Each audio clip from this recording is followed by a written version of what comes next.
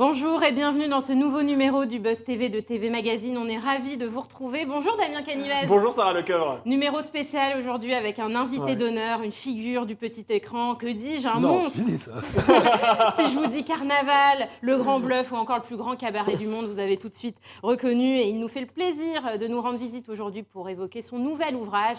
Patrick Sébastien, bonjour. Bonjour. Pas Patrick. figure du petit écran. D'ailleurs, je ne suis pas fâché de ne plus être considéré comme un animateur. Je suis un artiste, moi. Un saltimbanque, Je on suis peut le un dire. Voilà. Je suis avant tout un saltimbanque. Je suis un mec de scène.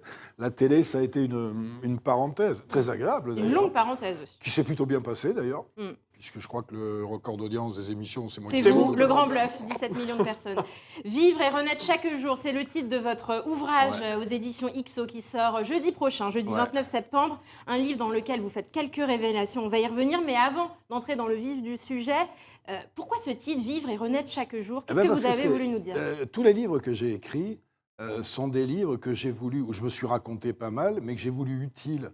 C'est-à-dire partager avec les gens qui ont des soucis, des problèmes, mes méthodes à moi pour rester debout. Là, j'ai 68 ans, donc je suis très conscient de mon âge, et je viens de traverser une période où c'est un véritable tsunami. J'en ai pris plein la gueule là, pendant 2 ans, mais avec des choses que les gens ne savent pas, mais que je dis dans le livre. Et donc, à partir de ce que j'ai pris, je veux expliquer aux gens comment renaître chaque jour et comment je suis en pleine forme aujourd'hui. J'ai pris l'éviction de la télé dégueulasse parce que je croise tous les jours dans la rue des gens qui me disent « mais pourquoi on vous a viré ?» C'est pas grave, c'est anecdotique tout ça. Ça correspond à l'éviction que peuvent avoir dans leur vie des gens, d'une entreprise, etc. et tout. J'ai pris des deuils importants avec des gens que j'aimais bien, qui étaient des gens très proches. J'ai pris une séparation avec Nana, même si c'est une séparation qui est exemplaire, parce que c'est une séparation à l'amiable. Au bout de 30 ans, ça reste quand même une séparation. Avec Nana, on est hyper copains. D'ailleurs, dans le livre, j'essaie d'expliquer comment on peut se séparer sans se déchirer, en se respectant. Et puis, au passage, à la suite, j'ai pris un cancer, avec une grosse opération, un cancer du rein, avec une opération où j'ai encore une cicatrice de 40 cm, et où 2 mois après, je cavalais sur scène. Et vous allez comment aujourd'hui ? Je vais très très bien. Je suis apaisé, je vais très très bien. Au niveau de la santé, j'ai plus rien. J'appelle ça, ce qui m'est arrivé, c'est un cancer. Ça fait 2 fois que ça m'arrive, c'est-à-dire des cancers découverts par hasard. Ça fait pas souffrir, c'est pas mal. C'est arrivé quand ? C'est arrivé après la tournée du plus grand cabaret du monde, en janvier. J'ai fait une écho de contrôle pour rien, comme ça, pour voir si tout allait bien. Tu vois, de temps en temps, je fais des échos. Et puis je me marre, parce que c'est mon toubib, Georges, qui est à Brive, me dit je pense que cette petite tache blanche, c'est un angiome, mais il faut faire un IRM. Je dis, putain, je suis claustro, je ne veux pas faire d'IRM. Puis après, il insiste, il me dit, il faut faire une biopsie. Je dis, putain... Et ça donne la phrase je le dis dans le livre, la plus surréaliste qu'un toubib peut dire à son patient. Quand je lui dis que c'est un cancer du rein, il me dit « je suis bien content je suis bien content de t'avoir poussé à aller jusqu'au bout des investigations. » Donc j'ai eu le toubib qui m'a dit c'est pas invasif, il n'y a pas de chimio, il n'y a pas de... Il a été détecté à un stade très précoce. C'est quand même 3 cm. 3 cm. Avant, ils enlevaient le rein. Là, ils m'ont juste enlevé le truc. Mais il s'est passé 8 heures d'opération. Oui, parce qu'il s'est passé un truc. Normalement, on fait une célioscopie pour ça. Et puis, ils se sont aperçus que je ne suis pas un mec normal. Sur le rein, les gens ont à peu près une artère. Moi, j'en ai 3. Donc, s'ils continuaient, je pouvais y rester. Donc, ils m'ont fait 8 heures d'anesthésie. Ils m'ont ouvert. Et puis voilà, et puis ça fait partie des trucs de la vie. Le mot cancer ne m'effraie pas, la rééducation, elle est compliquée, c'était la convalescence. Mais je te dis, 2 mois après, je m'étais au théâtre, et cet été, j'ai pas voulu le médiatiser du tout. Pourquoi ? Parce que c'est intéressant à médiatiser quand c'est guéri. Justement pour montrer aux gens... Vous êtes superstitieux ? Vous aviez peur ? Non, je suis pas superstitieux. L'apitoiement sur soi-même est la pire des choses pour arriver à renaître. Il ne faut pas s'apitoyer sur soi-même. Faut pas... si tu commences à pleurer... Mais j'avais appris ça avec la mort de mon fils. Si tu commences à te mettre dans un coin à pleurer, à te dire « Oh là là, mon Dieu, qu'est-ce qui m'est arrivé ?» Tu t'en sors jamais. Et puis j'ai des phrases qui ont claqué dans ma tête. La phrase que m'avait dit ma maman à la mort de mon fils, et c'est une des phrases très importantes du livre. C'est pas la fin de quelque chose, c'est le début d'autre chose. Ça, c'est une phrase clé à se mettre dans la tête. Et surtout, après toutes ces épreuves... Parce que j'ai raconté ces épreuves que pour montrer de quoi je parlais, que je savais de quoi je parlais. Et surtout, renaître, on ne renaît pas ni dans la rancune, ni dans l'aigreur, ni dans le fait d'en vouloir à qui que ce soit. J'étais dans la bienveillance. Moi, je suis dans la bienveillance permanente. Ma séparation, c'est un modèle de bienveillance. Moi, j'estime que, je fais tout un chapitre sur l'amour, j'estime que le vrai amour, c'est de vouloir le bonheur de l'autre, même si c'est en dehors de soi. C'est une théorie comme une autre, mais elle est équilibrée. Au moins, ça apaise les choses. Et trouver la force nécessaire de se lancer dans plein de projets, plein de choses. Moi, je me suis lancé dans plein de projets depuis, mais en me foutant de savoir si ça aura du succès. L'important, c'est de faire, de rester debout. Donc, ce que j'essaie de communiquer dans ce livre, Vivre et renaître chaque jour, alors je parle beaucoup de moi, je parle beaucoup d'expérience, je parle un peu de plein de sujets, je parle de politique et tout ça, mais expliquer, parce que la société, je vois mes potes autour, il y a beaucoup de déprime, il y a beaucoup de tristesse, il y a beaucoup de découragement. Et si ça peut aider, comme tous les bouquins que j'ai faits, si ça peut aider certaines personnes à tenir un peu mieux, moi je sais que je croise plein de gens qui vivent mieux grâce à mes bouquins. Ça, c'est une vraie satisfaction. Et alors ce cancer a été détecté quelques mois après, quelques années même après votre éviction de France Télévisions. Est-ce que c'est lié selon vous ? Non, de toute façon, il y avait déjà eu... de toute façon, tous les emmerdements ont des effets sur le... Il y a eu ça, mais il y a eu plein d'autres choses. Hein. Ce n'est pas lié directement. Non, mais est-ce que vous y trouvez quand même un lien ? Il y a un lien obligatoire entre les emmerdements, le stress et la santé. Il y a des études là-dessus qui l'ont prouvé. Ah oui, non, mais c'est évident, je le savais. Après la mort de ma mère, l'histoire du cancer, le mélanome, qui a été enlevé très facilement, c'était un an après. Je savais que j'aurais une conséquence. Après, il y a aussi autre chose que j'aborde aussi dans le bouquin, c'est le vaccin. C'est le Covid, effectivement. Ouais, vous y voyez un lien, d'ailleurs. C'est-à-dire que je ne suis pas complotiste, mais je regarde. Et je me suis aperçu, moi, avant le vaccin, j'avais rien. Je veux dire, j'ai des analyses que je vérifie régulièrement, nickel. Et je me suis retrouvé avec un prédiabète, avec une prostatite, des trucs que je ne connaissais pas, tu vois, le cancer. Et à un moment, j'accuse pas, mais je me pose la question, parce qu'autour de moi, j'ai eu beaucoup de gens qui se sont retrouvés avec des pathologies qu'ils n'avaient pas avant. Donc, dans le livre, je pose la question et... Vous en avez même parlé à Emmanuel Macron, qui n'est pas d'accord avec vous. Non, mais c'est-à-dire qu'au lieu d'aller gueuler ça sur des plateaux, là, j'ai vu des débats insipides, je me sers des relations que j'ai. Mes relations avec Macron sont juste des relations de téléphone. On s'est vu 2 fois, je crois, dans notre vie. Je ne suis pas un soutien... J'ai voté blanc, d'ailleurs, c'est pour te dire. Non, mais j'essaie de lui remonter des infos, des questions, et il me répond, c'est déjà bien. Donc, c'est vrai qu'à l'époque de ça, je lui ai dit, moi, le 4e vaccin, je n'ai pas envie de le faire parce que j'ai eu tout ça, c'est une question que je me pose. Et il me répond que pour lui, il n'y a pas de lien, mais qu'il écoute, qu'il entend ce que je dis. Voilà, mes rapports avec ces gens-là, c'est ça. C'est essayer de les alerter. Alors, un coup, je les alerte sur ça, un coup, je les alerte aujourd'hui sur ce qui est le souci premier des Français, c'est remplir le caddie. Hein. C'est aussi simple que ça. Est-ce que vous avez eu peur de la mort pendant cette période où vous saviez que vous avez un cancer ? Quand j'avais fait de l'autre côté du miroir, où je faisais Frédéric Dard avec son fils, il m'avait dit une chose très belle, son fils. Il m'avait dit, en croyant que c'était, à son père virtuel, pendant toute ma vie, j'ai cru que tu avais peur de la mort. En fait, c'est la vie qui te faisait peur. Ah ouais. Et je crois que c'est plutôt ça. Tu sais, ma phrase de chevet, c'est une phrase de Frédéric Dard, d'ailleurs, qui était mon papa spirituel, qui était tout, qui termine son autobiographie et qui dit « Je suis un vieux fœtus blasé, ma vie m'aura servi de leçon, je ne recommencerai plus jamais. » J'ai toujours trouvé cette phrase magnifique. Mais c'est un peu ça. Et je remercie... Alors, c'est pareil, ça fait partie du livre. Je pense que tout est écrit, moi. Moi, j'ai toujours pensé que... Votre destin était tracé, quoi. Le destin est tracé. Si je dois crever tout à l'heure en sortant ici, c'est déjà écrit. Donc, je me fâche pas contre l'inéluctable. Ça aide beaucoup à vivre mieux, d'ailleurs. C'est-à-dire que ce trajet de vie, autant le vivre le mieux possible. Et c'est pour ça que je suis resté dans le futile. J'ai une culture et une formation qui m'auraient permis d'avoir l'estime des élites, mais j'aurais perdu... une certaine futilité de vivre qui est bien agréable. La futilité, le léger, c'est-à-dire mes chansons, mes conneries, mes trucs, c'est essentiel à la vie. C'est essentiel à l'équilibre. Aujourd'hui, je picole pas, je me drogue pas, j'ai pas de tranquillisant, pas de psy.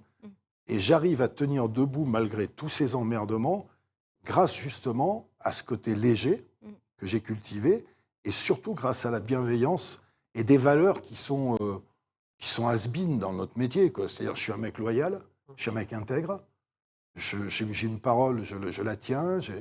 Dans nos métiers, c'est pas des qualités. Hein. Ouais. Et il y a un personnage récurrent dans ce livre, vous l'appelez le luisant, c'est cette arme que vous avez en possession. Luisant, Et soyons clairs, vous avez réfléchi à vous en servir pour mettre fin à vos jours. Oui, bien sûr. Est-ce qu'un jour, vous pourrez passer à l'acte? Oui, je peux passer à l'acte, mais pas d'une manière désespérée. Comment t'expliquer? En plus, j'ai toujours pensé. Hein. Je me suis toujours dit je préférais arrêter moi-même avant qu'on m'arrête. Ouais. Et surtout, arrêter moi-même avant la vraie déchéance. J'ai vu ma maman, qui était une femme d'action, pendant 4 ans se traîner de lit d'hôpital en lit d'hôpital. Et j'ai pas envie de ça, moi. Tant que je peux chanter, c'est un débat, d'ailleurs, à l'Assemblée. Mais moi, je fais partie des... Porté par Lynn Renaud. Mais je fais partie du truc de Romero, là, sur le droit à l'euthanasie. Moi, je suis là-dedans depuis très longtemps. Mais, si tu veux, j'ai employé une image dans le bouquin. J'ai quand même eu du bol, malgré... Dieu sait si j'ai eu des emmerdements et des choses graves. J'ai fait un repas avec du caviar, du champagne. Je ne veux pas finir avec une madeleine pourrie et une compote avariée, quoi. Tant que je suis en état de monter sur une scène, c'était fabuleux de monter avec mes musiciens, de partir avec la tournée du plus grand cabaret du monde. Ouais. Là, on va partir pour 3 mois. 70 dates. Ouais, on va partir pour 3 mois. L'année dernière, on a fait plus de 100 000 spectateurs. En plus, avec des gens de toutes les nationalités. Il n'y a pas une embrouille, c'est que du bonheur dans les yeux des gens. C'est un spectacle, mais vraiment magnifique. D'ailleurs, je signale que pour les gens qui nous ont vus l'année dernière, tout le spectacle est renouvelé. Tant que c'est ça, ça m'intéresse. Mais c'est vrai que si je sens arriver la vraie déchéance physique, la déchéance mentale aussi, ouais, je suis capable de m'en mettre une s'il faut. Mais pas en faisant la gueule, avec le sourire, tu vois. Mais pour l'instant, je n'ai pas les couilles. Donc, parce que c'est un acte de courage, c'est pas une lâcheté, contrairement à ce que certains disent. Et je me fous de ce qu'on peut penser derrière, ça concerne que moi. Alors, il y a une personne dans votre livre que vous ne ménagez pas, il s'agit de Delphine Ernotte, alors la présidente de Français. Vous l'appelez la Reine des Neiges, quand même. Comment vous l'avez trouvé, ce surnom? Vous qui êtes un amoureux des mots, Patrick Sébastien. D'abord, la Reine des Neiges en amour. D'abord, tu me dis, il y a une personne que vous ne ménagez pas dans votre livre, c'est pour faire du buzz. Pardon, donc, mais vous en parlez un peu quand même. J'en parle un peu, oui, un petit peu. Pas plus que je parle d'autres choses. C'est vrai, c'est une minorité. Vous n'êtes pas obligé de mettre sa photo. Non plus. La manière dont tu me l'as dit, j'ai presque pas envie de te répondre. D'accord. Parce que tu cherches le... Ah non, tu vas parler. Ah, mais vous avez le droit de pas vouloir me répondre. Non, c'est anecdotique. D'accord. J'ai cité ma patronne qui m'a viré de la télé, voilà. Non, c'était par rapport au jeu de mots, en fait. Je voulais vous faire réagir. La Reine des Neiges, j'ai trouvé ça drôle, en fait. C'était marrant, la Reine des Neiges. En plus, le jeu de mots, il n'est pas de moi, c'est un mec qui me l'a dit. C'était ma question, justement. En plus, le service public se porte très, très bien. Ouais. Ça marche très très bien, le service public se porte très très bien. Elle m'a viré ça. La seule chose qui m'a désolé, c'est que on m'a viré sans me parler, quoi. On m'a pas parlé. Et puis surtout, je croise des gens tous les jours qui me disent pourquoi on vous a fait ça. Mais quelque part, tu vois, ça fait partie ça aussi du livre. Oui. Quelque part, c'était peut-être le moment, et ça m'évitait de faire le combat de trop, de faire les émissions en trop. Et puis ce monde tel qu'il était devenu à la télé me plaisait de moins en moins. Parce qu'il y a évidemment un manque de liberté évident qu'on avait et qu'on n'a plus. Donc, en aucune façon, je ne lui en veux. Mais vraiment. Ça, oui, et puis votre reconversion, elle est réussie. Vous faites de la scène. Après, je fais un petit jeu de mots parce que c'est marrant. Voilà, c'est pour ça en fait que je soulignais. Non, c'est marrant. Non, c'était pas pour faire dire buzz. Mais j'ai absolument rien contre elle. En plus, le service public, je regarde les audiences.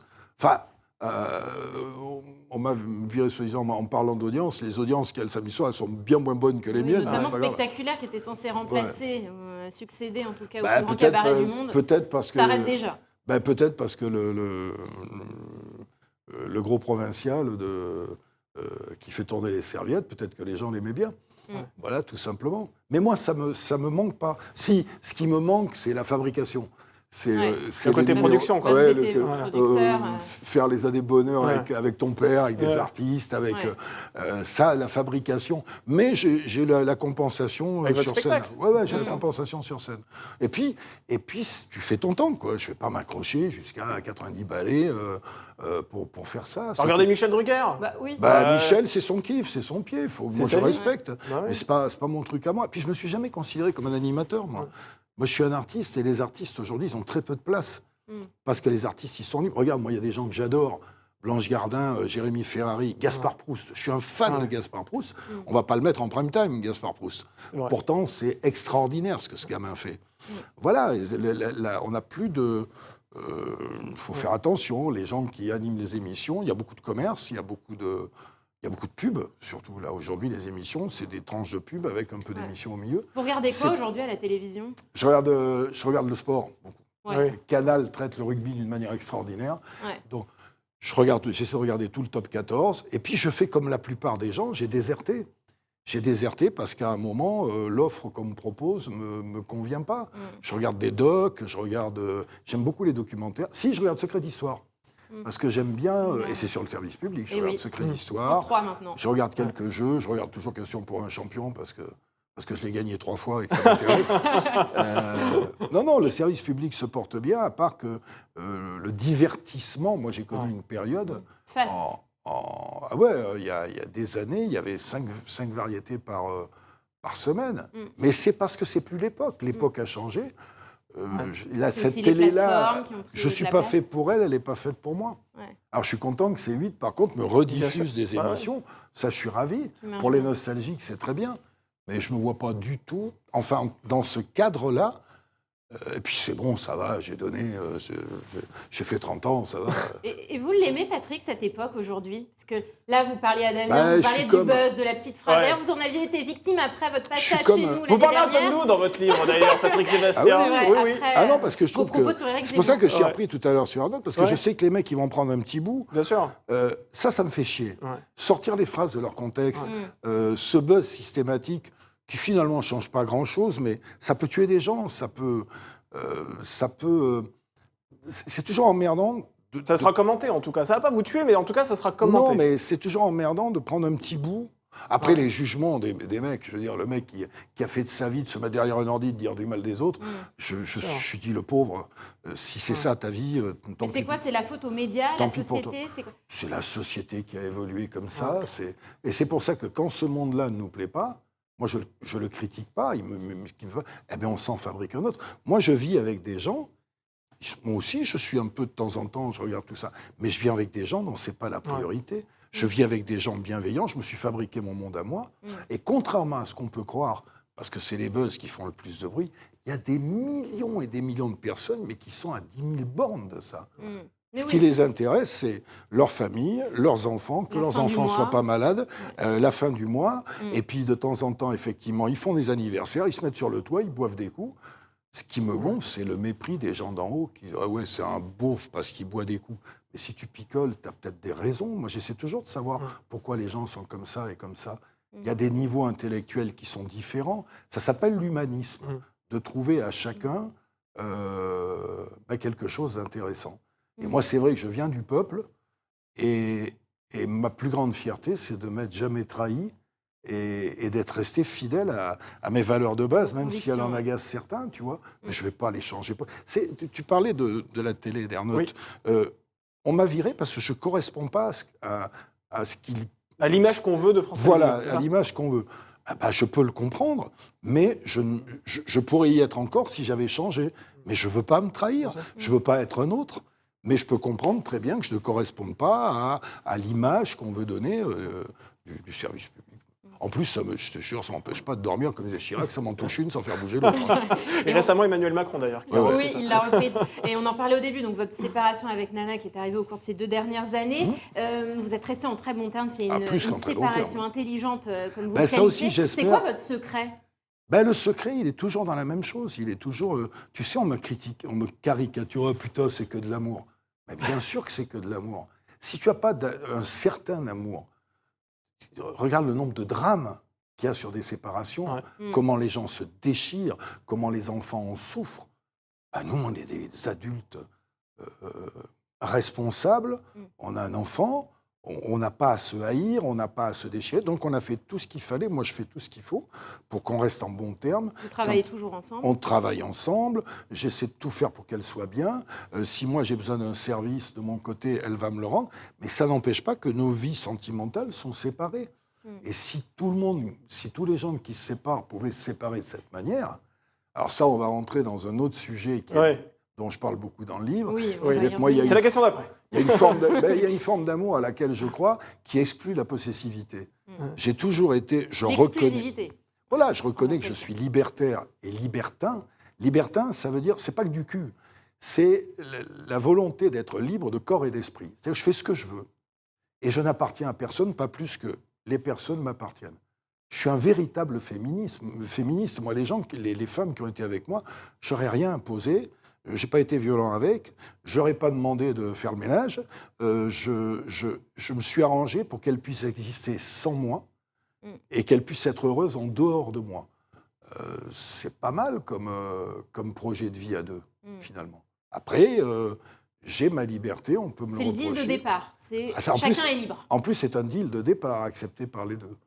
Et avec énormément de respect, moi j'ai toutes les femmes avec qui j'ai habité, j'ai infiniment de respect pour elles, j'ai de l'admiration. Nana, j'ai beaucoup d'admiration pour elle, parce que c'est une femme courageuse, parce qu'elle a énormément de qualités, à part que sentimentalement, elle a des envies de liberté, moi aussi, mais ça ne... C'est presque exemplaire. C'est pour ça que le bouquin, il est intéressant. Oui, aussi. et puis justement, il y a un peu de légèreté par rapport à ces parties fines au Cap d'Agde dont vous parlez dans ce livre. J'ai toujours fait ce que j'ai voulu. Il m'a fait Arnaud et les parties fines. Mais j'adore ça. Attendez. Et alors, toi, ta vie, tu te rappelles la dernière fois que je t'ai vu au Cap d'Agde que arrêtez, on a dit pas ici. Tant qu'à faire. Non, s'il vous plaît, Patrick Sébastien. C'est pas seulement. Moi, je vais avoir des vrais problèmes. J'ai pas la même relation avec ma femme. Justement. Il y a une exclusivité chez moi. Tu le cherches. De départ. J'ai pas fait le deal, moi, encore. Mais c'est exactement ce que m'a dit ta femme la dernière fois que je suis parti. On se voit ce soir. Non, c'est pas ça. Tu parles de ça. Le libertinage. Je défends le libertinage. Je vais dire pourquoi. Je défends le libertinage parce qu'au-delà du cul, parce que ça n'a rien à voir, c'est une liberté d'être et de penser. Dans ce milieu-là, il n'y a pas de riches, il n'y a pas de pauvres. Il n'y a pas de beau, il n'y a pas de moche. Il y a des gens qui se respectent. Moi, le respect, pour moi, c'est une des bases de la société. Après, il y a quelques excès de cul, tu n'es pas obligé d'y être d'ailleurs. Personne n'est obligé de rien. Il n'y a pas de harcèlement, il n'y a pas de viol, il n'y a pas tous ces trucs qui nous pourrissent la vie. Alors moi, je ne dis pas qu'il faut être comme ça. Il se trouve que moi, j'assume, voilà. J'assume. Et pourquoi vous avez décidé d'en parler, justement ? Vous auriez pu garder ça pour vous après ? J'en ai toujours plus ou moins parlé, mais là, comme je voulais parler de la manière de renaître après des trucs durs, tu sais, dans ce milieu de gens très libres, il y a beaucoup de gens qui ont eu beaucoup de chocs émotionnels, qui ont perdu des enfants, qui ont perdu des gens importants, il y en a beaucoup, qui ont compris que être ouvert à tout, sans mauvais jeu de mots, parce que je te dis, le cul, c'est secondaire dans cette histoire. Être ouvert à tout, à l'autre, pouvoir faire connaissance avec quelqu'un en 2 minutes et parler pendant des heures de n'importe quoi, sans tabou, sans rien du tout, c'est essentiel à l'équilibre. Ça évite de prendre des anxiolytiques, quoi. C'est pour ça que je défends ça. Alors, la morale, cette fameuse morale, réprouve. Alors que dans l'absolu, une société où tu as de la tolérance, du respect, où les femmes ne sont pas agressées, etc., c'est presque une société idéale de tolérance. Mais seulement, tout ça est déterminé par des gens, et c'est bon aussi pour mon métier, tu sais, ces élites moralisatrices qui sont les premiers à aller défiler dans la rue contre l'exclusion et qui passent leur temps à exclure les autres. Comme disait mon pote Coluche, ils te vendent de la tolérance, mais ils n'ont pas un échantillon sur eux. C'est bien résumé. Et est-ce que pour terminer, la présence spirituelle de votre mère vous aide aussi à tenir ? Il faut le dire, dans ce livre, c'est aussi un dialogue avec votre maman. Tout ce qui est spirituel m'aide. Ma façade de clown léger, c'est aussi une défense, c'est aussi une barrière. Le fait d'être oh putain, c'est génial, ma bite, machin, etc. Vous y imitez bien quand même. Je le dévoile un peu, c'est un des secrets que je dévoile le plus dans ce bouquin-là. C'est ma barrière à moi. Ça veut dire que les gens en face de moi, qui sont assez stupides pour s'arrêter à cet a priori-là et ne pas les voir derrière, j'ai pas de temps à perdre avec eux. Par contre, j'ai toute une foule d'amis très sincères qui sont allés voir derrière et qui m'ont dit « ça va, pose ton habit de clown ». Et puis ceux-là, ils sont intéressants et ceux-là, on a du temps à perdre avec. C'est encore une manière de choisir les gens qui t'entourent, le monde qui t'entoure, pour être bien. Et cette paix que j'ai grâce aux emmerdements, c'est très con de dire ça, grâce à tous ces emmerdements, une séparation, une exclusion, un cancer, des deuils, etc., j'ai rarement été aussi apaisé. Donc, choisissez votre camp, ou vous continuez à être dans la haine et dans la rancune et dans la bassesse, ou vous rejoignez le camp des bienveillants et vous vous porterez beaucoup mieux. Une question que les téléspectateurs vont forcément se poser, c'est vrai qu'on en a parlé tout à l'heure, C8 rediffuse vos émissions actuellement en prime time. Est-ce qu'on pourrait un jour peut-être retrouver Patrick Sébastien en inédit à la télévision ? C'est vraiment impossible, c'est exclu ? Non, parce que la télé a évolué, parce que la télé d'aujourd'hui, je n'en veux pas, hein. Il faut que ça coûte le moins cher possible, que ça rapporte le plus. Vos émissions coûtaient cher. Non, pas coûtaient cher par rapport à l'économie d'aujourd'hui. Le grand échiquier qu'ils font, il coûte plus cher que mes émissions et ils font 4 fois moins d'audience. Et la série Les Combattants, 2 millions par prime. Oui, mais ça vaut le coup. C'est les téléfilms, c'est encore autre chose, ça. Franchement, à moins qu'on me laisse une liberté totale, mais ça n'existe plus. À moins qu'on me laisse, on nous dit tiens Patrick, voilà les clés, voilà des sous, c'est ce qu'on m'avait fait à l'époque. Sur C8, peut-être que vous auriez la liberté, il y avait une différence, c'est qu'à l'époque, c'était le public qui jugeait. C'est tout con, mais il faut faire de la télé pour ceux qui la regardent. Les patrons de chaîne, on arrivait avec une idée, ils disaient bon, on vous met à l'antenne, si ça marche, on vous garde, si ça marche pas, on vous jette. Mais les juges, c'était le public. Maintenant, quand tu amènes un projet, il y a des mecs dans des bureaux qui sont frustrés de ne pas pouvoir avoir été devant, et qui disent « Ah mais non, je ne prends pas ça, ça je ne le ferai pas, ça je ne le ferai pas, ça je ne le ferai pas, ça je ne le ferai pas. » Donc ça réduit considérablement. Je suis sûr qu'il y a plein d'idées, pas moi, hein, mais il y a plein de mecs qui ont eu des projets formidables, qui auraient beaucoup plu au public, et qu'on a laissés dans des tiroirs, parce qu'il y a 3 crétins dans des bureaux qui ont dit « Ah ben non, moi j'aurais pas fait comme ça. » Mais c'est eux qui ont le pouvoir, c'est comme ça. Et je ne parle pas de service public, je parle de partout, hein. Partout. Patrick, en tout cas, merci C8 parce qu'ils recyclent mes émissions. Je pense que ça ne va pas durer très très longtemps parce qu'on a à peu près tout passé. Mais il y a quand même des choses qui arrivent. Il y a le Réveillon qui arrive. Il y a 2 documentaires qui sont très chouettes qui s'appellent Patrick Sébastien, Découvreur de talent, où ils ont réussi à faire témoigner Canteloup, Dupontel, etc., qui vont passer bientôt. Et puis ils vont passer aussi le 28 octobre, la première saison du cabaret sur scène. C'est-à-dire qu'on a filmé notre première tournée avec un documentaire d'1 heure derrière sur les coulisses, et ça passe le 28 octobre. Voilà, il est là, Patrick Sébastien inédit. Voilà. 28 octobre. Mais c'est du spectacle. Oui, c'est vrai. Patrick Sébastien, on vous garde encore quelques secondes, c'est pour notre dernière rubrique, pour le meilleur et pour le pire. Ouais.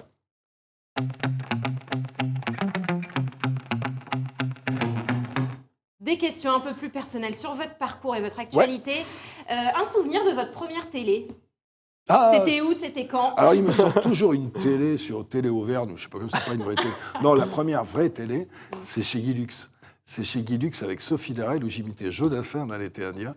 Et c'était un rêve pour moi, parce que moi, 1 an avant, j'étais chez moi, et Jodassin, Dalida, Claude François, Johnny Hallyday, c'était des intouchables, et là, je les croisais dans les couloirs.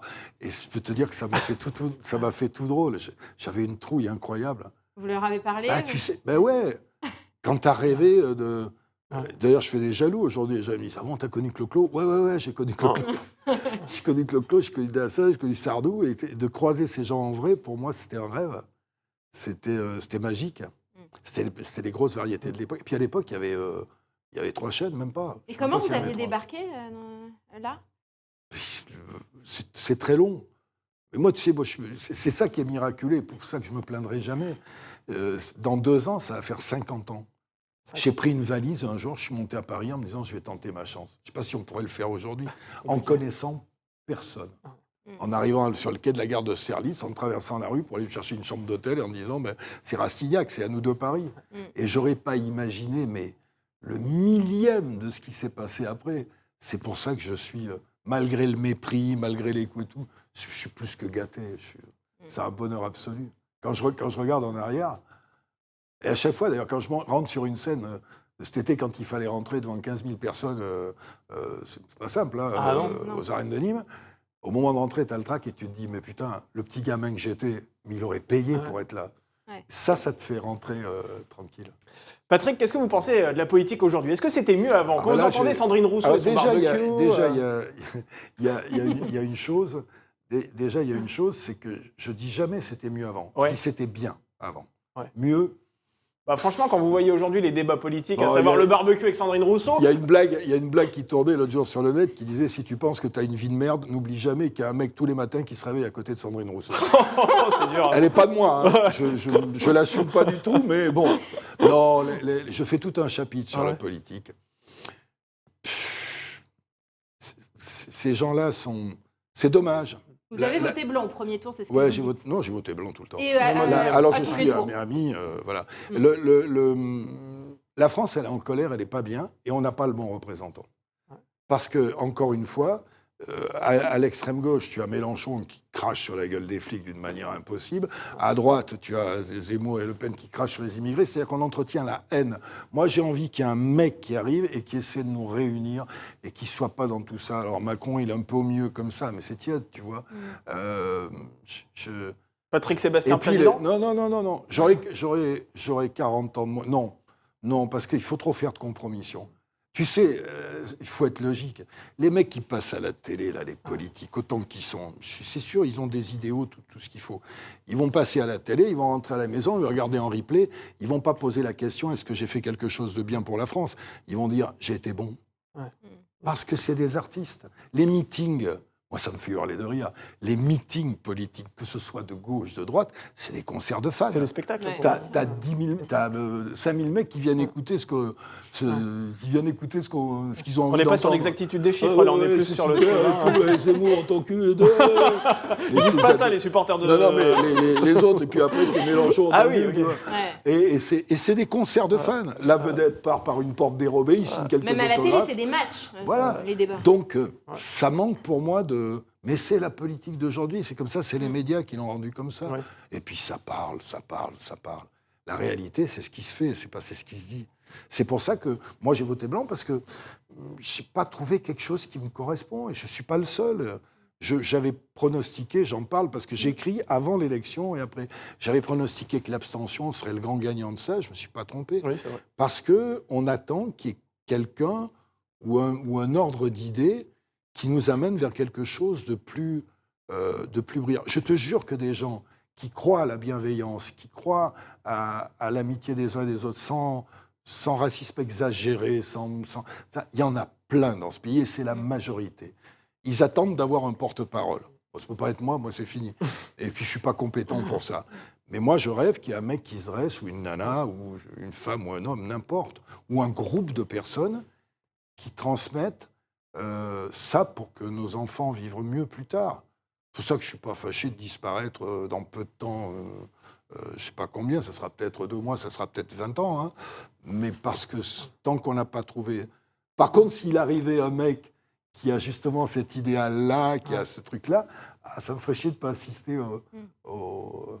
Il y en a que j'aime bien, hein. Ouais. Mais ce qu'il y a, c'est que je suis entre... En tout cas, vous aimeriez vous engager pour lui, c'est ce que vous dites. Tu sais, je peux passer des soirées d'amitié très sincères avec Robert Ménard, qui est plutôt un mec de droite, et avec Fabien Roussel, qui est un communiste. Ouais. J'aime beaucoup Fabien Roussel, parce que ce mec a des idées humanistes qui me plaisent, et les autres aussi. Donc, j'ai pas de jugement d'a priori, j'ai pas de parti, j'aime l'humain, et remettre de l'humain dans tout. Là, quand j'étais au rugby... que j'avais pris mon équipe, j'avais eu une interview dans le journal L'Équipe, justement, et j'ai dit, je vais faire marcher mon équipe à l'amour. Ils m'ont tous pris pour un con. À part un an après, on était champion d'Europe. Et là, j'ai eu récemment mon ami, parce que c'est un pote, Christophe Galtier, qui s'occupe du PSG, je lui ai dit, si tu arrives à remettre dans cette équipe, justement ça, ce lien affectif, et apparemment, il est en train de plutôt réussir à ça. Donc je pense que la clé, elle est là, et en politique, la clé aussi sera là. Il faut arrêter de s'invectiver. Je comprends que les gens soient en colère, je comprends qu'il y en ait ras-le-bol. Je vois les potes autour de moi, le mal qu'ils ont à finir, ils se font baiser, en plus ils se font avoir. Je vois l'essence qui augmente, le patron de Total qui s'augmente de 50%, ça passe pas, quoi. Je veux dire, c'est pas possible. On manque d'un bon représentant. Ce sera pas moi. Hein. Et pour terminer, la question Jacques Chancel et Dieu dans tout ça. Ah, Gepetto. Dans mon bouquin, j'appelle Gepetto, le grand marionnettiste. Je sais pas. Ce que je sais, c'est que tout est écrit. Ça, par contre, je sais que tout est écrit. Et qu'il y a des choses, le chemin est tracé d'avance. Et, enfin, ce que je sais, ce que je crois. Ce que je crois. Moi, je suis plutôt agnostique, c'est-à-dire que je ne sais pas. Peut-être que ça existe, je ne vais pas faire le pari de Pascal, mais c'est des questions dont je parle beaucoup. L'imagerie que j'ai de Dieu n'est pas une imagerie céleste, c'est une imagerie terrestre. C'est-à-dire, aimez-vous les uns les autres, c'est quand même la plus belle chose que j'ai entendue. Et aimez-vous les uns sur les autres, c'est pas mal aussi. Voilà, on va terminer là-dessus. Pirouette, je suis obligé. C'était beau. Très belle chute. Merci Patrick Sébastien. Je rappelle votre livre, Vivre et renaître chaque jour. C'est aux éditions XO, dans les magasins la semaine prochaine, dès jeudi prochain, le 29 septembre. Et la tournée, le plus grand cabaret du monde. Si vous n'avez pas les sous pour l'acheter, volez-le. Hein. Ben voilà, on pousse au vol. Et la tournée plus grand cabaret du monde à partir du 25 novembre prochain, plus de 70 dates. Ouais. C'est bien ça. Il y en aura un peu moins, mais on va être dans tous les zéniths avec un spectacle complètement nouveau par rapport à ceux qui sont venus l'année dernière. Écoute, l'année dernière, je n'en ai pas vu un sortir du spectacle en étant mécontent, donc je pense que ça va leur plaire. On a beaucoup de choses. J'attends encore un numéro que j'espère de tout cœur, qui serait symbolique, mais on a des difficultés, mais je sais rien, on en mettra un autre. Mais j'ai un numéro que je veux depuis très longtemps, on espère encore, c'est son numéro de main à main avec un Russe et un Ukrainien qui font le numéro ensemble. Ah ouais, la donc symbolique symboliquement, est jolie, ça m'éclaterait tellement de l'avoir. On aura des Russes et des Ukrainiens séparés dans le spectacle, mais un numéro à deux pour le symbole, c'est ça que je pense de la vie. Tu vois, ça résume, c'est pour ça, parce que ça résume bien ma vie. Il y a la vie, il y a la guerre, il y a machin et tout, et puis l'artiste au milieu qui réunit des gens qui ne devraient pas être ensemble. Ça, c'est formidable. Un beau message. Merci Patrick Sébastien. Et nous, Damien, on se retrouve demain avec une nouvelle invitée. Oui, une nouvelle invitée, absolument. C'est celle qui a pris les rênes. Je crois que je vais avoir des soucis avec elle, à cause de vous d'ailleurs. Faut pas me chercher. Bah oui, je sais. Non, mais promis, de toute façon, je vous pose plus de questions, c'est terminé. Demain, on va recevoir une ancienne Miss France, figurez-vous. Tiens, vous la connaissez, je pense, vous avez dû la recevoir dans vos émissions. Elle a pris les rênes de la direction du concours national Miss France. Ouais, je sais. Il s'agit de Cindy Fabre. Nous le recevrons demain sur ce plateau. Voilà. Merci et à demain. Ben, à demain. Hein. Et puis à... Un de ces jours. Un de ces jours. Mes amitiés à ta femme. Pas de soucis. On se voit au Cap d'Agde, Philippe.